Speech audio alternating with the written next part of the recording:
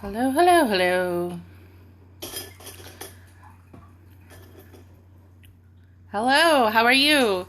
Thanks for joining in. We'll just give a few minutes for good morning. We're just going to give a few minutes for people to join in before we actually get started. So if you would like to share a little something about yourself, you know, like hello or hi or where you're from, that's cool. I'm Nikki from, my blog is CatholicChristianHomeschooling.blogspot.com. I am a homeschooler. This is my 8th year of homeschooling. So I just decided to do a Periscope today. It's my very first one, so I am nervous. I'm afraid I'm going to mess it up. So you'll just have to bear with me. Boston's cool. Oh, first, did you pull your kids out of public school? Or are they just young and never went to school? I pulled mine out of public school, actually, 8 years ago.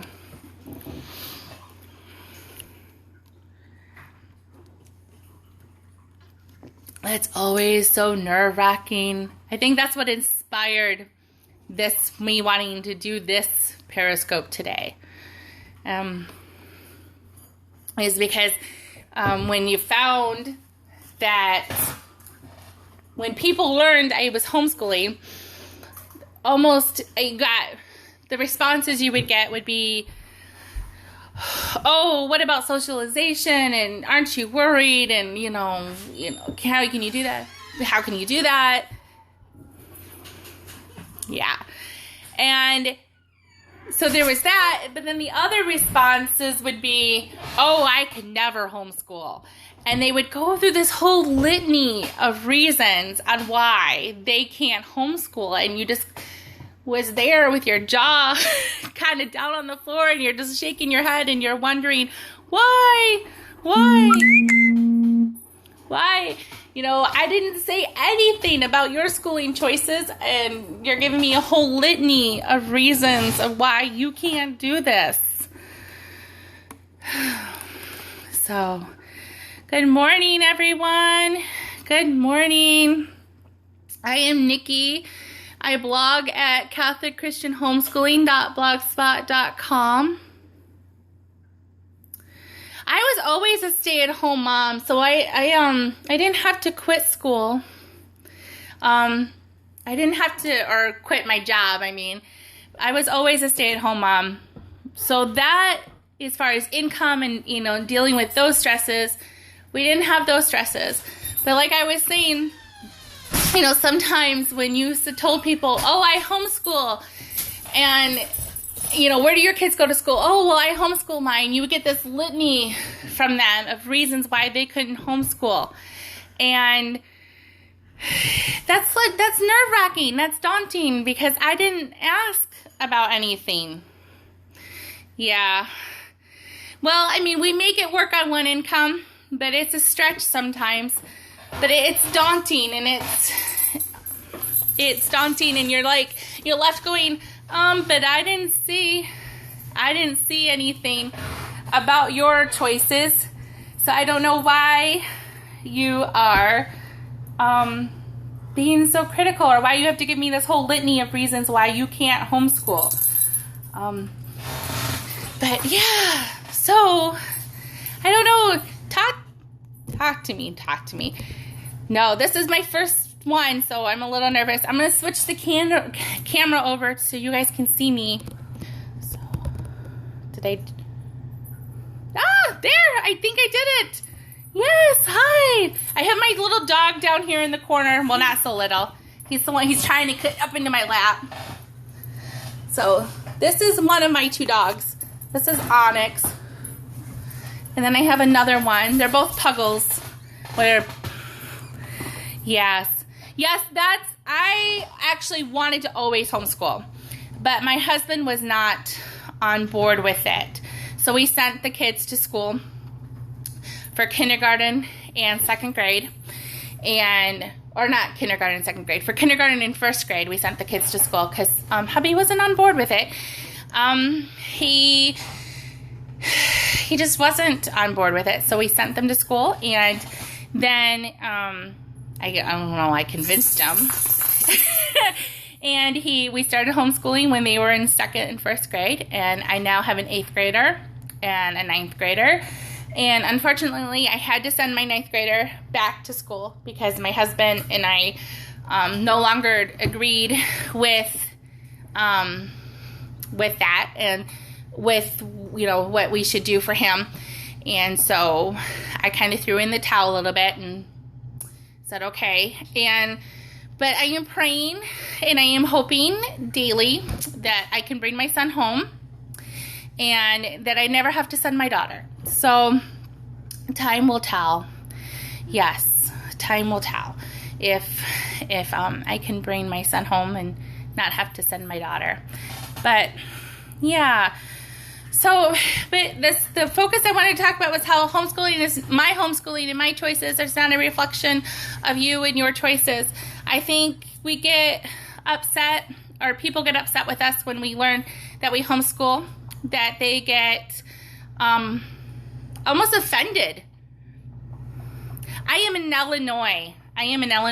They almost get offended that you are homeschooling because they'll give you a whole litany of reasons why they can't homeschool. I've had people over the last 8 years who, as soon as, you meet them and it's like, at the grocery store or at the park or at the playground or at the mall, and, you just idle chit-chatting with them.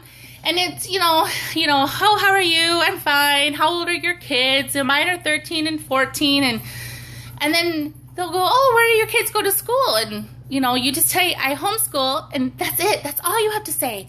And then they'll just come in and they'll be like, oh, well, I can't do that. What about socialization? I can't do that. I can't be with my kids 24/7. They'll never listen to me. And and you're just sitting there and you're just like, I didn't say nothing. I didn't do anything. All I said was I homeschool. I didn't even, called you a rotten parent. Oh, yes. Yes, lecturing. I get that too. Or I'll go to the grocery store. I've been going to the last 8-9 years, and the clerks, they kind of get to know you, and you're not with the kids, and the one day you're not with the kids, and they'll be like, oh, they're in school, and I'm like, no, they're at home doing their schoolwork, because my kids are older now. They're 13 and 14, so I can leave them home. And like, oh no, they're home doing their schoolwork. And it's like, no school today? Oh, no, we homeschool. You homeschool? I didn't know you homeschool. And you're like, well, okay, but I've told you this before. And, they don't really know me. They just are familiar with my face and stuff. So I think that's kind of funny, too, is people will be like, oh, I forgot. And then it's the same people all the time. Does the state, Illinois, where I am, is a very low-regulated state. The state says I have to teach certain subjects, and your basic subjects, really, math, English, science, social studies, PE, arts, or fine arts. And I have to teach them in the English language, which I think that's funny. That's actually written in the law. They have to be taught in the English language. And that's basically it. There's no standardized testing required, no letter of intent required, no registration of any sort, absolutely nothing. So when I pulled my kids out of public school 8 years ago, I sent a withdrawal letter to the school to say, I'm withdrawing you from the school, my kids from the school, and that's that. And that was it. That was it. That's all I did 8 years ago. I have submitted nothing else to the state in those last 8 years. And so I get, well, that's the other thing I get. Well, how do you know? Don't you have to do testing? Don't you have to submit anything to the state? Don't you, submit anything to the state? Don't you have to keep grades? Don't you have to do, and you're like, no, I really don't. I know some states like North Carolina and others, and Boston and Massachusetts and Pennsylvania. Oh my gosh, I think Pennsylvania is one of the worst. Require a whole lot more paperwork from homeschoolers than Illinois. So I am thankful for that. I am thankful. And even when you have to I think tests are ridiculous. Because I had to send my son this year. So I walked into the school and I said he's an 8th grader, or a 9th grader, excuse me. Yeah, we don't have to keep attendance or anything here. Absolutely nothing. It's a goodwill state. You know, the state assumes you're teaching your children and they leave you alone. And then unless somebody notifies the state through Child Protective Services and accuses you of educational neglect, then does the state only get involved. And even then, they have to have court orders to do stuff. You can't, just because CPS shows up at your door doesn't mean you have to do anything. But when I had to enroll my son this year, they asked, do you have grades? Do you have any of the stuff? And I was like, nope. And they took them. They didn't bat an eye. They took them. They just said, okay. They put him in all the standard freshman classes, and he's doing fine. But I don't want that. I want him home. I think he needs to be home. But yeah, so I just wanted to, I don't know, do you ever, get people that just, as soon as you tell them you homeschool, they get upset with you and almost angry with you, and you didn't even do anything. You just said, I homeschool. Have you come across that?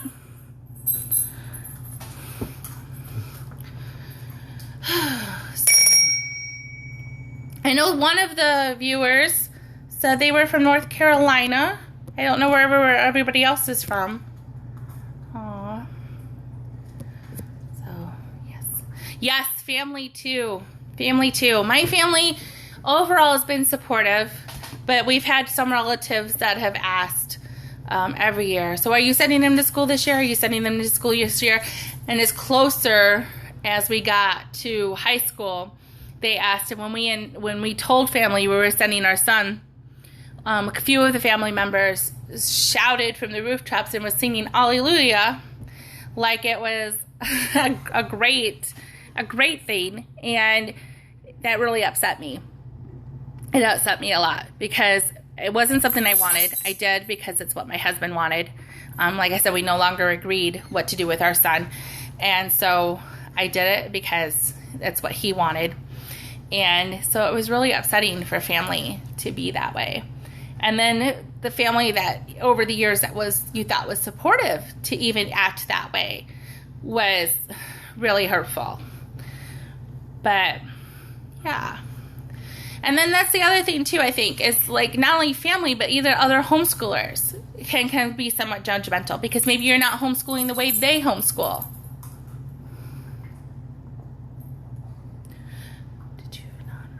No, it was not. It had nothing to do with that. I am totally comfortable with my son being home. I want him home.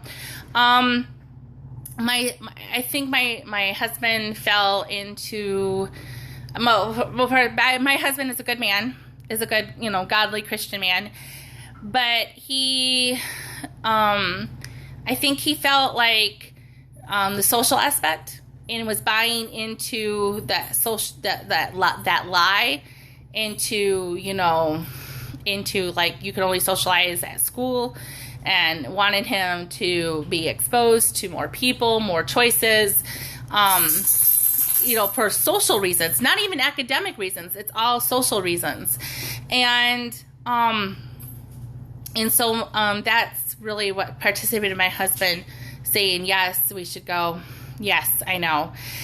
So we should go to the school, and that's really been my husband's driving force. And like I said, because we no longer agreed, I couldn't, in good faith, keep him home. And that wasn't, I guess it wasn't the hill that I wanted our marriage to die on, or, you know, to put up a fight, because we have, up to this point, we have agreed really about our children and about, you know, parenting and education choices. Thank you. And so we were, and so we were, up to this point, we have agreed. I mean, we've been married for nearly 16 years, and this has been our first real, like, I don't agree with this parenting choice. I don't agree with this. And I just decided to go on a leap of faith and have just say, okay, and let him be the lead on that. And just pray that his eyes are opened and that my son can come home and that, you know, my daughter never has to go. But, you know, it was not academic reasons whatsoever. And 9 weeks in, and all my son does is go to school and come home. He hasn't, like, I think my husband had this grandiose idea. He's going to meet people, and they're going to exchange phone numbers, and he will go running with them after school, before school, weekends, and all this stuff, because that's what my husband did through, you know, high school and things like that. You know, he was always at his friend's house, and he was always wherever, and here we are already 9 weeks in, and all my son does is go to school, come home, does his homework, and, you know, and the only people he's hanging with is scouts, which is what we've been doing since 5th grade anyways. So nothing's changed, you know, socially for my son, other than sometimes school is wasted. You know, was the other thing. My husband would sometimes criticize about the amount of hours we would spend, because we spend about 2, 3, 4 hours on school. And, you know, the schools here, they meet for like 6 hours a day. And my son came home, actually last Friday, came home and shared how in math class there was no work to do. So he did his English work. And world history class, there was no work to do. So he read his book that he's reading for free choice, because he is a reader. He's an avid reader. And so, you know, and so it turned out I figured out he was gone for 6 hours and probably only did 2 hours of academic work at school because of how his classes went for the day. And so I told my husband, never again are you going to hold that over me. That's it. You know, if school takes an hour, school takes an hour. If school takes 2 hours, it takes 2 hours. Never again are you going to hold that over me about lack of school, because this is ridiculous. Because just because he's been gone for so many hours doesn't mean that he had, you know, actual book work or academic work. So, okay. Well, I think I'm going to wrap this up. This is my first one, so I was a little nervous. Didn't quite go as long as I thought it would, but I appreciate for everyone for tuning in, and tune in next time. And thanks. Have a blessed day.